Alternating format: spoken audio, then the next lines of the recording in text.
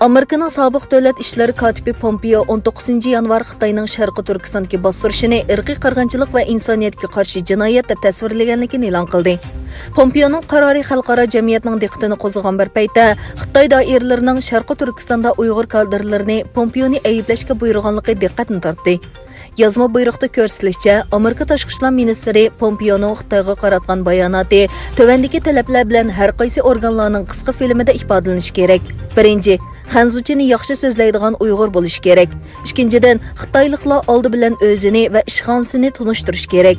Uchinchi qadamda bo'lsa, Pompeoning so'ziga qarshi men kuchli qarshi turman, men ochiqlanaman degandek ifodalarni ishiltib, partiya hukumatini qo'g'dish kerak. To'rtinchi, Xitoyni yaxshi ko'radiganligini va xo'shal-qo'ram yashaydiganligingizni ifodalash. Bu turni qanday qilish kerakligini tushuntirib beradi. Kuzatuvchilar Xitoyning Sharqi Turkistondagi irqiy qirg'inchilik va insoniyatga qarshi turish jinoyatini yoshirishning hech qanday usulidan saqlanmaganligini bayon qildi. Uning jinoyatini yoshira olmadi, chunki xalqaro jamiyat Xitoyni nihoyat yaxshi bilishga boshladi.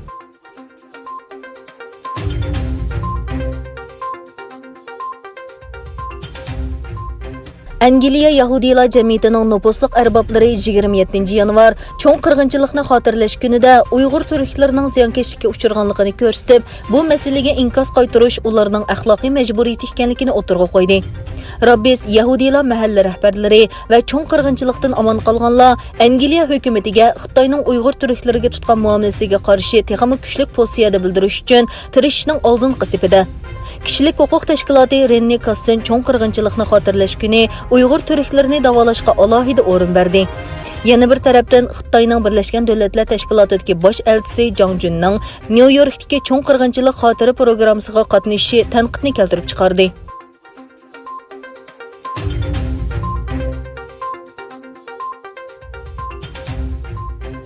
Sharqi Turkistonning Amerikaga qilgan eksporti 2020 yil oldingi yilga selishtirganda bir hassidan ko'proq oshdi.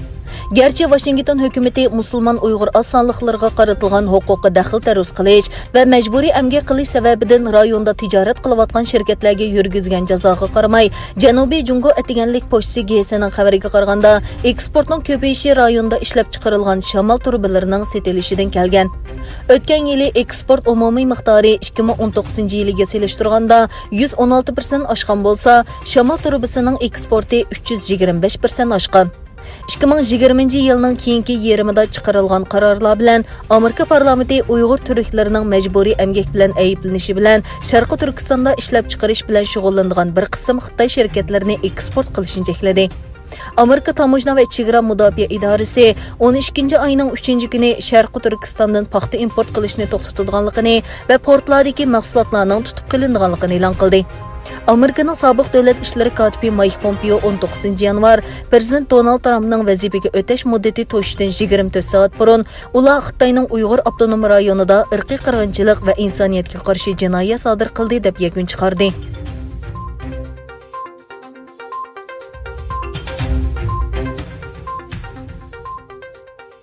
Huawei Amerika tarafidan Trumpning qo'l ostida savdo qaratsimligiga kirgizilgan. Bu ahvol Huawei'ning Google qatorliq Amerikani asos qilgan mahsulot va mulozimatlarni ishlatishini chekladi. Shirkatni avorchilikka solgan bu embargo Baydenning boshqarishida tekshiriladi. Baydenning savdo ministri nomzodi Raymondo Kengash palata a'zosi Ted Cruzning Huawei'ni savdo qaratsimligiga kirgizamdi yo'q degan masalada o'tirg'a qo'yilgan masalani oydinlashtirdi. Raymondo, men bu masala va bu masaladagi siyosatni tekshirib, qarorni tekshirib chiqaman dedi. Onundan boshqa Raymondo bu masalada sobiq ministr, soha rahbarlari va do'stona davlatlar bilan maslahatlashadiganligini bayon qildi.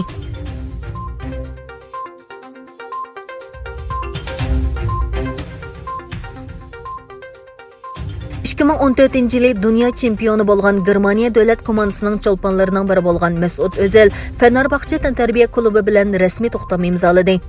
Angliya oliy birlashmasining bu yildagi eng muhim klubi Arsenal komandasi Fenerbahçe kiyimidan 6 oy burun 25 million dollarlik o'zil kiyimiga erishdi. Bu to'xtam o'ttiri mezgillik yo'tkilish davrida Turkiyada emas, Yevropa matbuotlari eng ko'p tilga e'lingan boshlanishning ovozini angladi. O'zilning Arsenaldagi komandadan ayrilishidagi sabab uning masalasi yoki maydondagi yetersizlikdan emas. U o'zining ijtimoiy aloqa hisobida Sharqi Turkiston xalqining 2019 yili 12 oyda Xitoy tarafidan ziyonkashlikka uchragan yozmasidan keyin o'ttirg'a chiqdi.